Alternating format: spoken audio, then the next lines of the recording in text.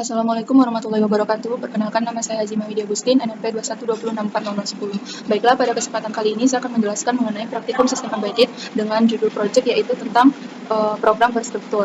Nah, di sini pertama saya akan menjelaskan mengenai cara pembuatan program berstruktur. Yang pertama kita ambil import, kemudian kita exciting project into workspace, kemudian kita pilih project mana yang akan kita import. Di sini saya import project dari Pak Hendri langsung, yaitu project P01 Backcounting with function. Setelah itu kita akan diarahkan ke program intinya, yaitu main.c.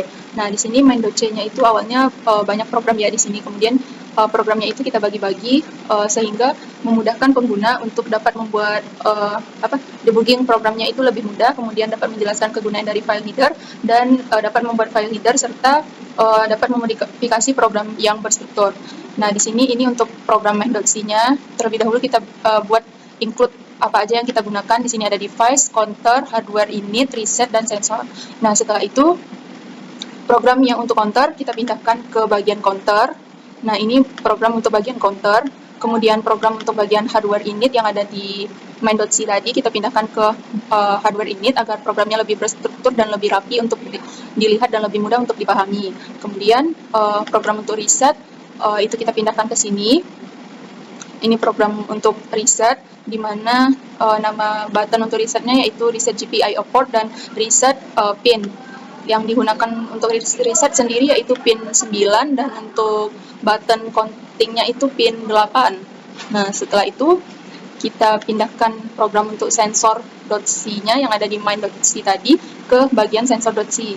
Nah, di sini ada win8t. Kemudian isi dari HAL-nya itu 20, untuk delay-nya itu 20 detik untuk masing-masing perubahan bouncing-nya. Kemudian setelah itu, setelah source selesai kita buat, setelah itu kita compile masing-masing source-nya dan kita lihat apakah terdapat error atau tidak. Jika tidak, maka programnya bisa kita lanjutkan ke source selanjutnya seperti reset.c, main.c, hardware init, counter, dan sensor.c. Nah, setelah source selesai, kita ke input. Nah, di sini ada counter, device, hardware init, reset, dan sensor. Yang pertama kita lihat ke bagian counter dahulu. Nah, di sini pada bagian counter, di atasnya ada perintah untuk if and diff, di mana perintah ini menunjukkan bahwa program itu diawali dengan perintah if and diff dan diakhiri dengan perintah and if. Nah, program file header itu sendiri merupakan prototype yang berfungsi untuk menyimpan daftar fungsi yang akan digunakan pada program. Nah, setiap program file.h atau file.h itu selalu diawali dengan ini dan diakhiri dengan ini. Kemudian kita isi void yang digunakan untuk counter. Setelah itu untuk device sendiri dimulai dengan if main.h, kemudian diakhiri juga dengan and if.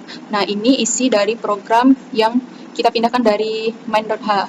Nah, kita pindahkan ke device.h atau juga bisa kita rename aja namanya, kemudian kita bikin namanya jadi device.h. Setelah itu hardware init isinya adalah void system clock configuration void, kemudian void mx GPIO init void. Setelah itu diakhiri dengan and if, dan yang terakhir adalah reset. Nah, reset ini bertujuan untuk button reset, yaitu button 9 tadi yang terdapat pada IOC-nya. Kemudian ada sensor yang digunakan, yaitu programnya adalah win8t sensor detected void. Setelah itu, setelah semua programnya sudah kita pindahkan ke bagiannya masing-masing dan sudah disusun, maka selanjutnya kita compile masing-masing programnya apakah terdapat error atau tidak.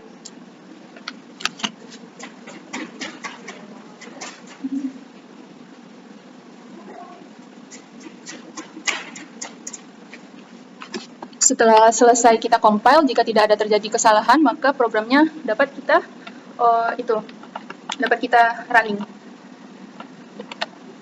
Nah, kita running terlebih dahulu, kita inputkan STLink 32-nya, kemudian rangkaiannya sesuai dengan gambar rangkaian yang telah dibuat di FreeSync, kemudian kita run. Nah, jika tidak terdapat error dan tidak terdapat warning, kemudian download verified successfully. Nah, itu artinya bahwa programnya telah masuk ke dalam microcontrollernya dan dapat kita fungsikan sebagaimana mestinya yang kita inginkan. Nah, untuk demonya sendiri dapat dilihat di video berikutnya. Terima kasih. Assalamualaikum.